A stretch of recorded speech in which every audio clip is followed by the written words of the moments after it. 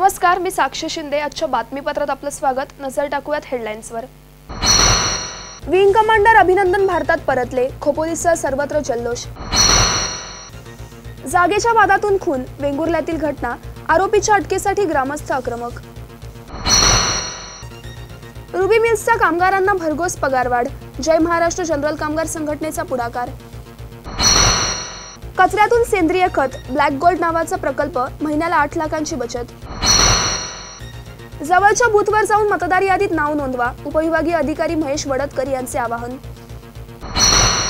उत्कृष्ट काम करणाऱ्या पत्रकारांचा सन्मान, गोंदिया जिल्हा मराठी पत्रकार संघाचा पुढाकार।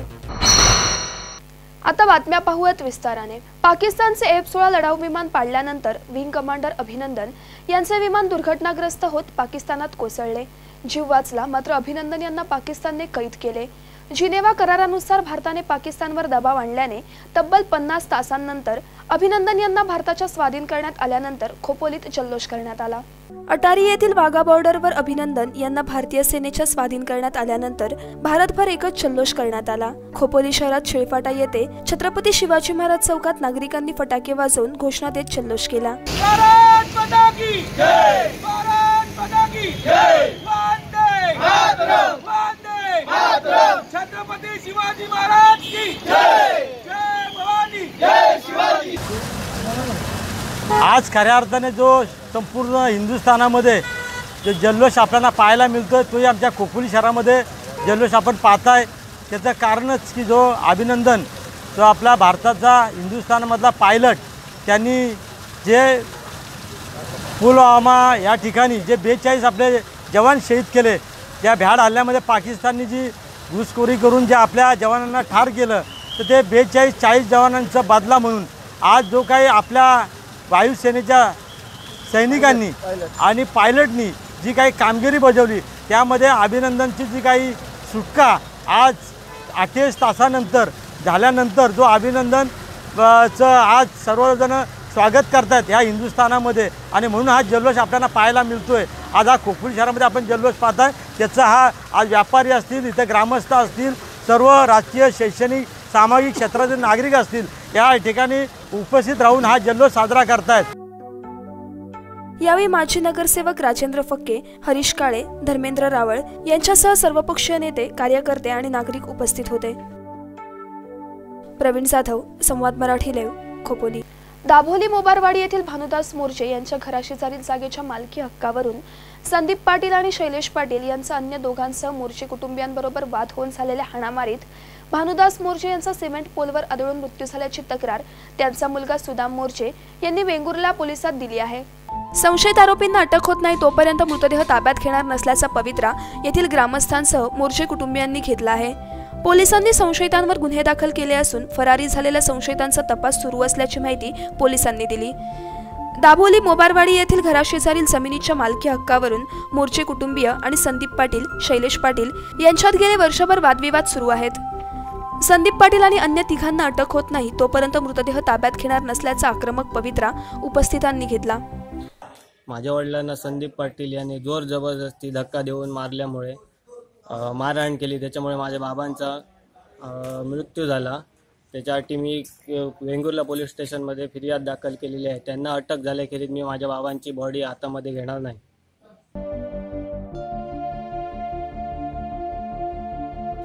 सुरेश कौलगेकर, संवाद मराठी लाईव्ह, सिंधुदुर्ग, वेंगुर्ले। कुंभिवली गावाजवळ असणाऱ्या रुबी मिल्स कंपनीत जय महाराष्ट्र जनरल कामगार युनियनच्या 250 कामगारांना 6500 रुपयांची भरघोस पगारवाढ आणि इतर सुविधा मिळणार असल्याने कामगारांमध्ये आनंदाचे वातावरण आहे। जय महाराष्ट्र जनरल कामगार युनियन आणि रुबी मिल्स व्यवस्थापन यांच्यात करार झाला। हा करार घडवून आणण्यासाठी जय महाराष्ट्र जनरल कामगार संघटनेचे अध्यक्ष महेंद्र थोरवे यांनी महत्त्वाची भूमिका बजावली। पगारवाढ झाल्याने कामगारांसह त्यांच्या कुटुंबियात आनंदाचे वातावरण आहे। रुबी मिल कंपनीत कामगारांची जय महाराष्ट्र जनरल कामगार युनियन आहे। या युनियनमधील कामगारांना पगारवाढ आणि इतर सुविधा मिळाव्यात यासाठी युनियन अध्यक्ष महेंद्र थोरवे यांनी कंपनी व्यवस्थापनाशी कामगारांच्या बाजूने मुद्देसूद चर्चा करून करार घडवून आणला। कामगारांना 6500 रुपयांची पगारवाढ होऊन medical, PF, gratuity, leave bonus आदी मागण्यांचा 4 वर्षांसाठी करार करण्यात आला। करारानंतर कामगारांनी जल्लोष करून आनंद व्यक्त केला। राकेश खराडे, संवाद मराठी लाईव्ह, रसायनी। बातमीपत्रात वेळ झाली छोट्याशा विश्रांतीची। कुठेही जाऊ नका, पाहत रहा संवाद मराठी लाईव्ह। श्री गणपती संस्थान महड, तालुका खालापूर, जिल्हा रायगड। श्री वरद विनायकाच्या भक्तांसाठी भक्त निवासाची सोय, स्वच्छता आणि 24 तास गरम पाणी, सीसीटीव्हीची नजर। आगाऊ नोंदणीसाठी संपर्क करा 02192 26 69 12 72 76 47 38 54।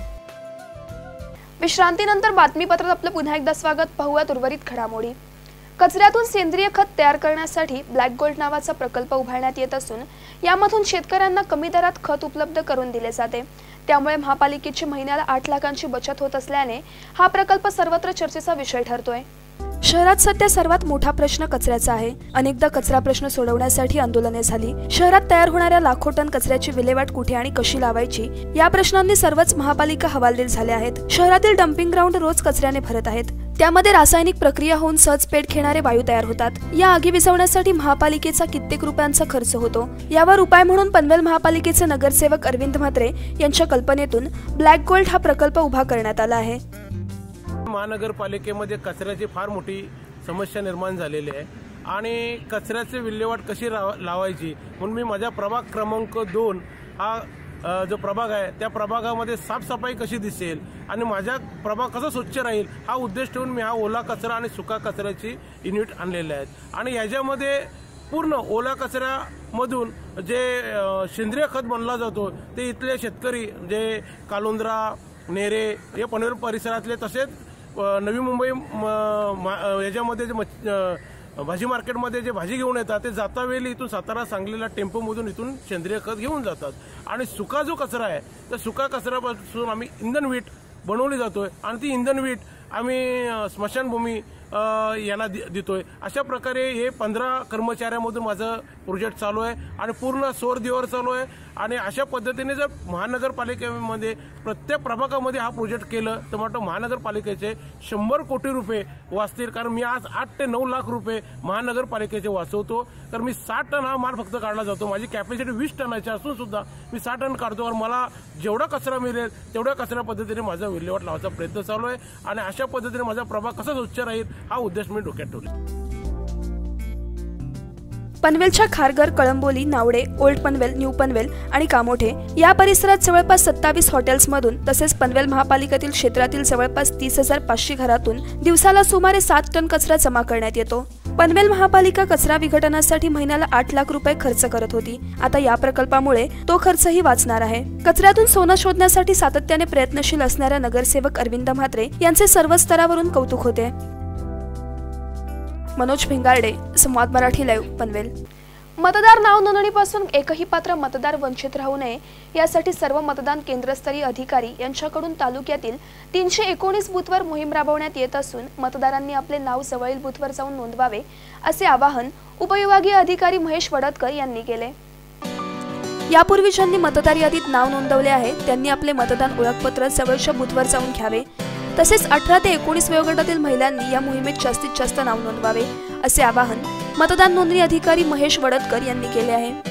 3 मार्च 2021 रोजी आपण सर्व मतदारसंघामध्ये राबवित आहोत। यामध्ये सर्व मतदान केंद्रावर जवळपास 319 मतदान केंद्रावर सर्व 319 BLO, 40 पर्यवेक्षक यांची नियुक्ती केलेली आहे।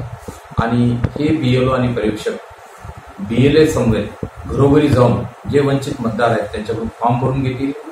तसेच ज्या मतदारांची नावे मतदार यादीत आहेत, नव्याने इलेक्शन कार्ड आलेले त्यांना इलेक्शन कार्ड वाटप करतील। आमचा भर विशेषतः 18 ते 19 वयोगटातील मतदार, महिला मतदार आणि वंचित मतदार यांच्यासाठी असेल। तर मी सर्व मतदार बंधूंना आवाहन करतो की आपल्या नावाची खात्री करा। जर आपले नाव मतदार यादीत नसेल तर आपण फॉर्म नंबर 6 भरून द्या। आपण जर मतदार यादीमध्ये नाव नोंदवलं तर येणाऱ्या आगामी लोकसभा निवडणुकीसाठी आपल्याला मतदानाचा हक्क बजावू शकतो। तर आपण सर्वांनी यासाठी सहकार्य करावं आणि लोकशाही मजबूत करावी असे मी आवाहन करतो। दिव्यांग पुरुष आणि महिला यांच्यासाठी केंद्रस्तरीय अधिकारी त्यांच्या घरी जाऊन नाव नोंदणी करणार आहेत। जास्तीत जास्त मतदारांनी या मोहिमेचा फायदा घ्यावा असे आवाहनही करण्यात आले आहे। हिमांशु इगोले, संवाद मराठी लाईव्ह, नांदेड। गोंदिया जिल्हा मराठी पत्रकार संघातर्फे कशिश लॉन सभागृहात पार पडलेल्या वार्षिक सभेत जिल्ह्यातील उत्कृष्ट कामगिरी करणाऱ्या पत्रकारांना संघाचे सचिव ॲडव्होकेट वीरेंद्र जयस्वाल यांच्या हस्ते सन्मानपत्र देऊन गौरवण्यात आले।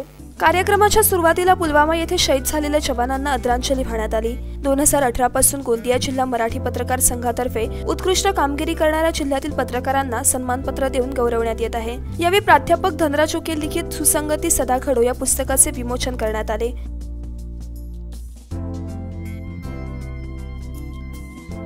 संवाद मराठी लाईव्हचे जिल्हा प्रतिनिधी राजेश कुमार तायवाडे यांच्यासह अन्य पत्रकारांचा सन्मानपत्र देऊन सत्कार करण्यात आला।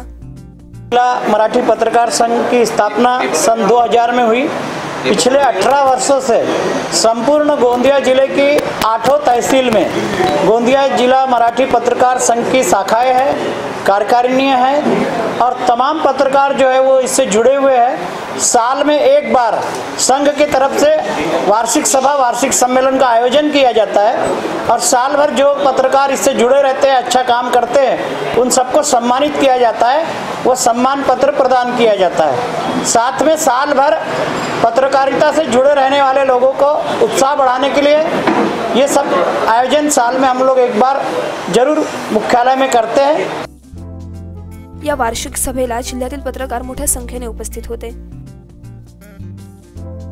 राजेश कुमार तायवाडे, संवाद मराठी लाईव्ह, गोंदिया। बातमीपत्रात वेळ झाली इथेच थांबण्याची। पुन्हा भेटूयात पुढील बातमीपत्रात। तोपर्यंत नमस्कार।